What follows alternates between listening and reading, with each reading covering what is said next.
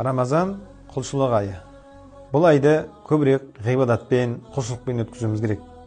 Адам баласын ғибадат етуден, құлшылық қылудан тыятын нәрсе екі нәрсе. Біреуі шайтанның уасвасасы, және екіншісі адамның нәпсісі. Демек, бұл айда Алла тағала өзі уәде еткендей, шайтандар кісенделеді. Ал нәпсіміз бұл айда ораза ұстауымыз себепті әлсірейді. Енді адамды ғибадат қылудан тыятын немесе кедергі жасайтын екі кедергі әлсіреді. Осы айда демек мұсылман адамның құлшылығы арта түсу керек.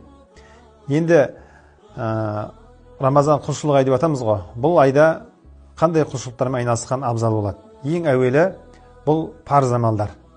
Парыз намаз болсын. Өйткені Алла айтады, пенде парыз амалды орындағаннан артық Раббысына жақындаған емес деп. Демек, 5 уақытымызды, намазымызды парыз мешітте өтесек, жамағатпен өтесек, нұр үстіне нұр екен. Екінші айналысатын ісіміз бұл Құран оқу.